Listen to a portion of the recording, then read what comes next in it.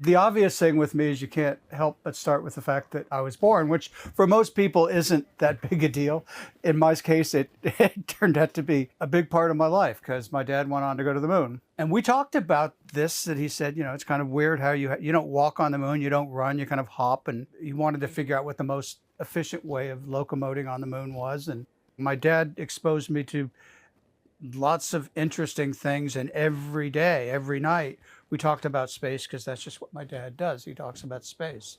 But when I started going to school, what changed my life at every point of inflection was a teacher that exposed me to something. And so, I had one teacher that kind of exposed me to the world. And so I got very interested in international relations, international politics. I had another teacher who exposed me to the Soviet Union. The Soviet Union was fascinating. And so that was my first career. I was a Sovietologist. This was actually an amazing time in the world too, because the mid to late 80s and the early 90s, everything was opening up. And so I was a graduate student. I got a job working at the Rand Corporation, which is a famous, some might say notorious think tank. It was amazing. I was talking to literally the leaders of the country and learning things. It was it was just a little window in time that was really amazing. And then the Soviet Union fell apart and it was gone. And there goes my career.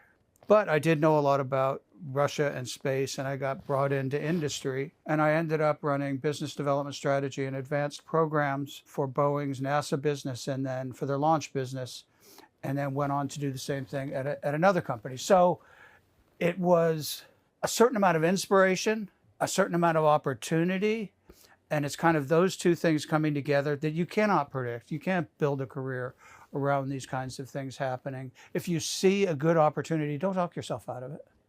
After being in aerospace industry and in big companies, I actually helped my dad start an institute at Florida Tech, a space research institute. Ended up taking over that when the first guy that we brought in wasn't a good fit. I had always taught at a university level when I could as an adjunct, but now this put me in a position to create an educational institute. Instead of making a difference, building big rockets and things like that, I feel like I'm helping people develop, I'm helping an industry develop talent at a time when it's transitioning. 5 years ago, there were 40 countries that had satellite programs. Today, there's over 80. Many countries are coming into space and doing things in space.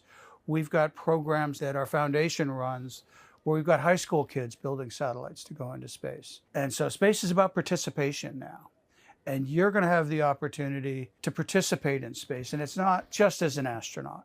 If I look across the whole spectrum of markets and activities coming out of space, I think the most important and interesting segment of space is going to be geospatial information. We've got, I think at last count, 70 different companies building satellites, doing different things to observe the Earth. Now, it's not 70 different things, but you've got everything from radar imagery to hyperspectral imagery. And the magic is going to happen in the future when people figure out how to bring these data sources together and solve real problems.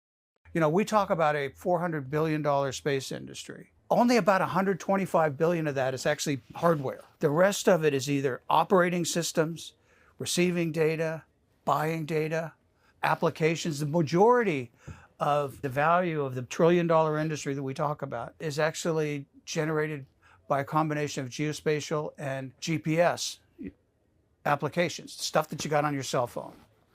And so space isn't just about hardware. You do not have to be a hardware engineer. I think what matters is understanding the other 3/4 or 2/3 of the trillion-dollar space industry, the demand side. Mm-hmm. What would you say are some tips for people who want to get into this industry maybe in the future? The pathway that I took was driven by whatever I was passionate about. What I think is the most important thing is balancing patience and curiosity. The key to it is understanding the capabilities of the system and connecting that with the needs of society. There are lots of people that understand the capabilities of the system. There are very few people that understand the needs of society. And so my advice to you is start by being focused on what the needs of a particular, I'm going to call it a market segment, but a group in society that can yield tangible results, because that's where you're going to offer the most value. Don't lose focus of having impact on the individual. Build on the expertise that you have that offers something that's unique to humanity. And there are going to be brilliant people that are going to use AI and figure out how to get that data to solve the problem.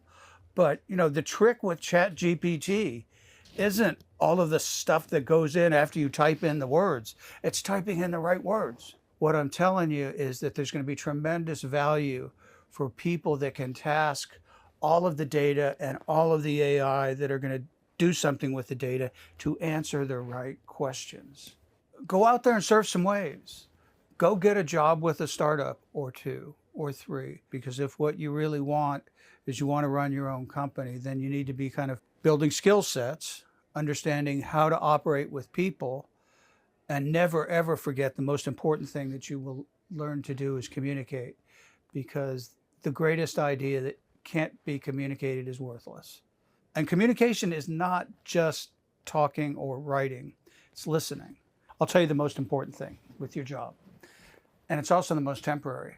The most important thing with your job isn't the market you're in, isn't the technology, isn't the salary, it's your boss. I did really well with some bosses and not so well with other ones. The bosses I respected, I did really well. The bosses I didn't. It's going to be about the people. And people move around. And so that's going to create a little bit of a challenge. But do not underestimate the importance of that. Getting a job with people that you respect and who respect you is the most important thing. Don't be impatient, but never, ever stop being curious.